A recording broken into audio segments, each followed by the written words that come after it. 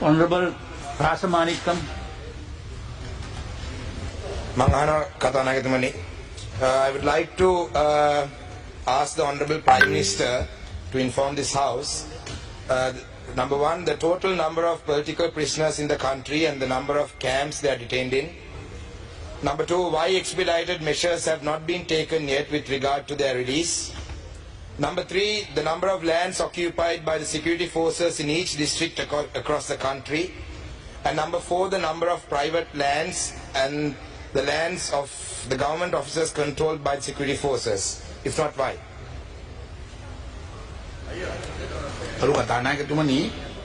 ශ්‍රී ලංකා දණ්ඩ නීති සංග්‍රහය යටතේ හෝ මෙරට පවත්නා වෙනත් කිසියම් නීතියක් යටතේ දඬුවම් ලබා දී ඇති සිරකරුවන් හෝ සැකකරුවන් අතරින් දේශපාලන චෝදනා මත සිරගත කොට ඇති හෝ රඳවා ඇති කිසිවෙකු මේ වන විට ශ්‍රී ලංකා බන්ධනාගාර තුළ නොමැති බවට මේ කරු සභාවට කියන්න කැමැතියි. කරු කතානායකතුමනි, දිවයින පුරා දිස්ත්‍රික්ක අනුව ආරක්ෂක හමුදාව විසින් රඳවාගෙන තිබෙන ඉඩම් සම්බන්ධ පිළිතුරු දීම ජාතික ආරක්ෂාව ඍජුවම බලපාන බැවින් මේ සඳහා පිළිතුරු ලබා දීමට නොහැකි බව ආරක්ෂක අමාත්‍යාංශ විසින් දන්වා තිබෙන බව ගරු සභාවට දන්වනවා.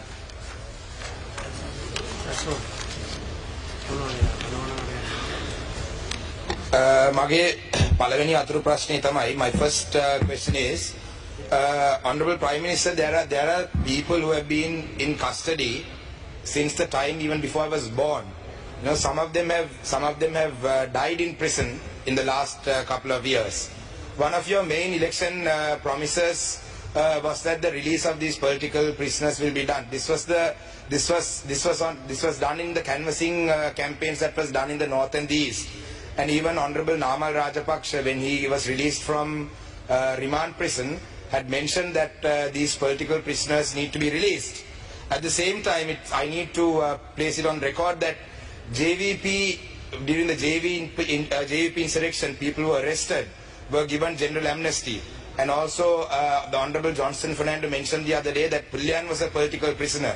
He was not a political prisoner, he was under arrest for the murder, as charged for murder under suspicion of Joseph Parag Singham. And at the same time, people have been given pardoned. Sergeant Sunil Ratnayaka, who was he was charged with murder and sentenced, and he was pardoned. So why aren't these some of these people, these cases haven't still even been filed, right? They are still being held without, they are still being detained without charges being filed. As you may have been aware, we had a campaign called Pottuvil to Polikandi from the 3rd to the 7th last week, and one of the primary requests that were put forward by the people who joined this protest was the release of these political prisoners. And in Kilnochi, there were some people who were relatives of people who had surrendered to the army during the last days of the war in the Wattuwal Palam. And along with them, there were parents of people who were arrested during November 27th last year for posting photos on Facebook. So their genuine concern was that the people who were arrested back in the day and the people who surrendered to the army in 2009, all of them were taken by the armed forces. Likewise, now in November 27th, there were nearly 40 odd youngsters who were arrested for posting photos on Facebook and so on and so forth. And now they are still, no charges have been filed against them as well. So naturally, there is a concern that in a few years, that these boys could also be missing because these people were arrested. So my question is, why is there two laws? I mean, why is there two laws, one law for different people, and why aren't these cases being expedited? So we can, I mean, sir, you know, as the Prime Minister, I know that you have the capacity to do it and you are genuinely concerned about these people. I would like to see that as the Prime Minister of this country, that you take some action against this because you are the only one who can do this.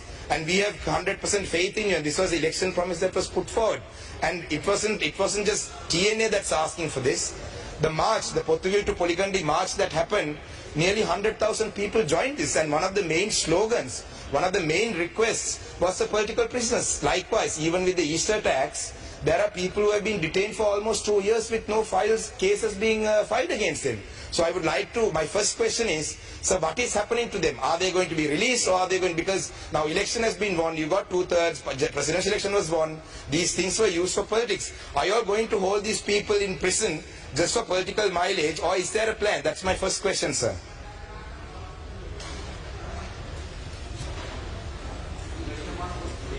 Permission of Honorable Prime Minister, I would like to answer that question of the Honorable Member of the Parliament. First, immediately after the 2009 defeat of the LTT, there were about 12,843 LTT suspects who surrendered to the government. Government rehabilitated them and put them back to the society as a policy.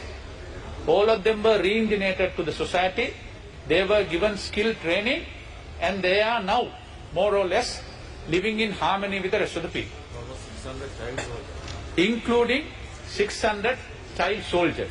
So that's the policy of the government throughout that been. As the Honourable Prime Minister very clearly explained, there are no political prisoners in this country detained anywhere. But there are few people who have been detained or their cases are pending, charged under Prevention of Terrorism Ordinance. I would like to bring it to the attention of the Honourable Speaker and also the Honourable Member of the Parliament. I submitted that list consequent to a question raised by Honourable Suren Raghavan few days ago. I will resubmit that and give you a copy of that. All those people who have been either detained or their cases are pending, for your information. And furthermore, Honourable Member, on the direction of His Excellency the President and the Honourable Prime Minister, about a couple of weeks ago, I myself and the Minister in charge of Public Security had a discussion with the Honourable Attorney General and also His Lordship the Chief Justice of your concern. One is how to expedite those cases. We also believe those cases has to be quickly disposed of. You can't eternally keep them on remand. And also to file cases against those there are charges. And therefore, if someone says that we have deliberately kept them behind, it's a very limited number. The charges against them are very, very high and grievous, and also the Honourable Attorney General has been asked to look into those individually. So we will keep you update on the progress to the House and to you, Honourable Member. It's very ironic that the Justice Minister is responding to these questions when the Honourable Justice Minister's own community's issues cannot be resolved by himself and the Prime Minister with the Janasa issue. Please, not your time.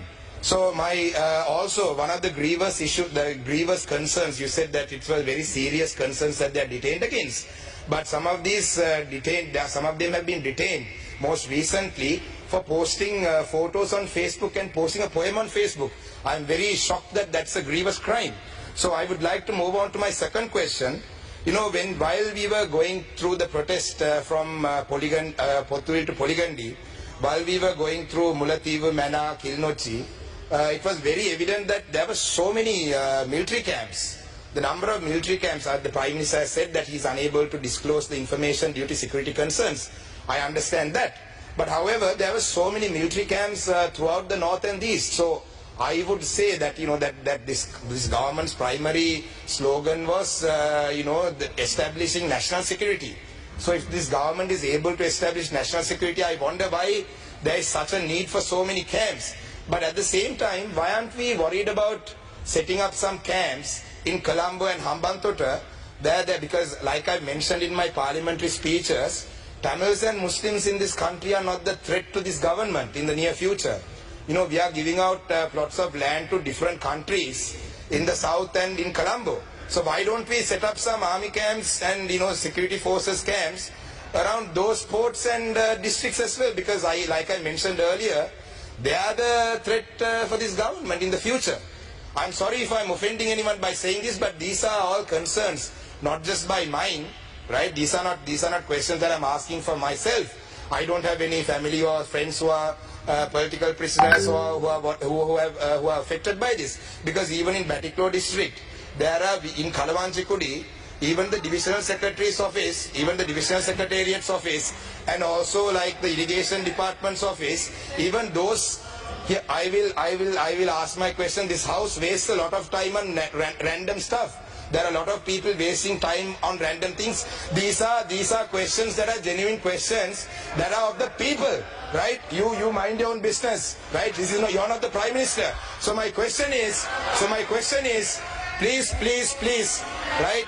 Your people who want to be the Prime Minister of this country can talk. I am asking this question from the Prime Minister.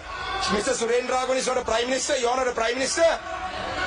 So my question. Let me finish my question. Order, please.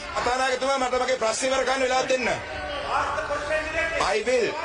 Don't waste my time. Don't waste the time of this house. This house wastes a lot of time on unnecessary issues every day. Right? I have observed that there are so many unnecessary things. Yeah. I get this opportunity once a year maybe. We only get the opportunity to ask the Honorable Prime Minister a question once a year maybe, because the opposition, there's only one. Just mind your business, Surendra Raghavan. You have been appointed as the nationalist for this. Right? You're barking because you got the national list. Just mind your own business. I'm not here on the national list. I have been elected by public. Right? You are just trying to build up you're just trying to build your political career. I have already been elected to Parliament by votes. Now, unlike you, I didn't come on the national list. I was elected. So let me finish my question. Sir, sir. So my question is, sir. Please. Statement, just tell us what is your question. Sir, I can't finish my question, sir. Yeah, thank you. Listen to the sir. So, sir, the question is, will these private lands and will these lands that are occupied by the security forces, the government lands and the state buildings like irrigation department, even Kalawanchikudi, right? Will they ever be released, or are we going to hold on to them just so that we show the South that there is some major national security threat in the north and this which is not there? That's my question. You work enough for your nationalist men.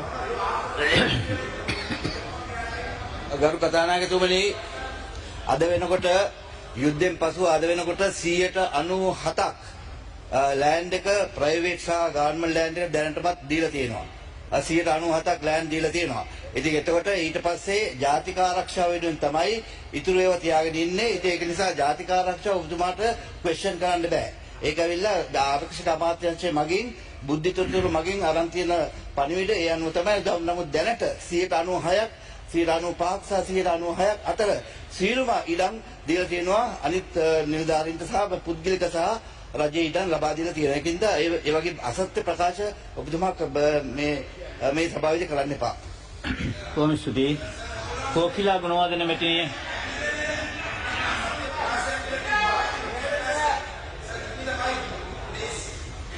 You have finished your questions. Yes, Rasamanikam. Yeah, Honorable Rasamanikam. Yeah, sir, that you can't mention that it's not true. There are lands. You just came into the house. You just walked in. You didn't listen to the entire question, right? Right? So don't say that I'm lying. Okay, so sir, that's it. Thank you, sir. I just wanted to make my point that I wasn't lying. That he just walked in. He didn't even listen to the entire question, sir. That's it. Thank you. Thank you.